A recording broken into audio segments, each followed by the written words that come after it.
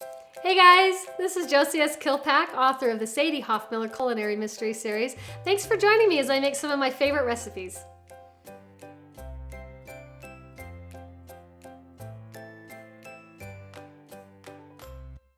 Okay, the recipe we're going to make now is Evil Chicken Dinner. This recipe is featured in Devil's Food Cake, which is the third book in the Sadie Hoffmiller Culinary Mystery series. And it's just got 4 ingredients. We've got chicken, we've got bacon, which is part of the evil, we've got brown sugar, which is the other part of the evil, and chili powder. The story behind Evil Chicken is that I had a group of bakers, cooks. They were called Sadie's Test Kitchen. And they helped me with all the recipes in this series. The series would never have happened without Sadie's Test Kitchen. They would make all the recipes that were going to be featured in the book and just make sure that we did a really great job. Made sure that the recipes that were included were really, really good recipes. One recipe, when I got to Devil's Food Cake, I was looking for a specific recipe. I had the title, but I didn't have the recipe. I wanted something, a dinner recipe, but evil something. So evil chicken or evil steak or evil something.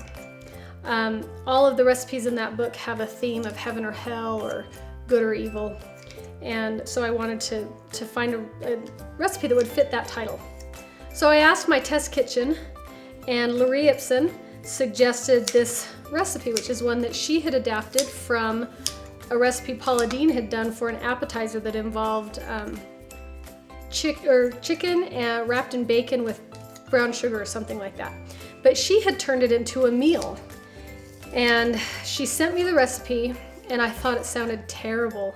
I mean, here was this recipe with chicken and with bacon, and you didn't drain the bacon. I'd never made anything that I didn't drain the bacon for. And it had brown sugar in it. I thought, this is a heart attack waiting to happen. And I couldn't get it to even make sense in my head. It sounded just terrible. And so, but I decided to go ahead and give it a shot. And so I made it for my family, and they loved it. They all just raved over this recipe. And I don't personally like chicken, so I wasn't even planning to have any. But when my family said they really liked it, I tried it, and it was really good. Now, I didn't eat the chicken pieces, but I ate the bacon pieces, the toffee bacon pieces, and it was delicious. And so that is where Evil Chicken came from. And this is a recipe that I hear the very most from all my readers, that this is their favorite recipe. They love it. This is one that my family requests. It's one I tell the story for all the time, just because it's very different, it's very unique, and it's very apropos to its name. It definitely is Evil Chicken. Now, both with the chicken and the bacon, I am cutting them both in a semi-frozen state. They're so much easier to cut if they're partially frozen. I wish the bacon was a little more frozen than it is. So keep that in mind. If you've got meat to cut up, it's a lot easier to cut it up. If it's still partially frozen, it holds its shape better. So what I'm going to be doing is I'm cutting the bacon up. I'm directly into the pan. Then I'm going to turn the pan on. I'm going to cook it on medium-high heat until the bacon is about 3/4 of the way done. At that point, I'm going to add the chicken. I'm not going to drain the bacon fat. I'm going to leave all the bacon fat in there. I'm going to add the chicken, and I'm going to basically fry the chicken in the bacon fat with the bacon.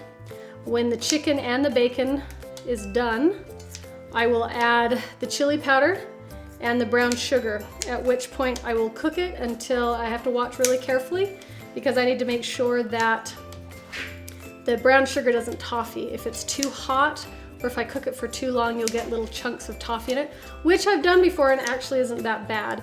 But what you're trying to do is you're trying to get a little bit of more of a sauce that's coating the chicken and coating the bacon. I'm also going to keep about 1/2 cup of water nearby in case the sauce gets too thin before the sugar has fully caramelized. I'm going to want to add some water to that to kind of help thin it out. But I only want to add that water if it's absolutely necessary, because it is supposed to be more of a coating than of an actual sauce. So let's go to that point. So you'll notice that when we first added the brown sugar, you could still see a separation of the bacon fat from the sugar itself. So you want to keep cooking it and stirring it continually until you see those two combine as it is here, where you have a sauce. You're going to serve this over a plate of rice, and I recommend that you don't make it more than once or twice a year because if you ate like this every night, you'd be in big trouble. So this is the finished product of the Evil Chicken dinner. As you can see, you've got your bacon and you've got your chicken, and just serve it over rice. And store any leftovers in the fridge. It reheats pretty well. Just don't reheat it too hot or that sugar will candy. Enjoy!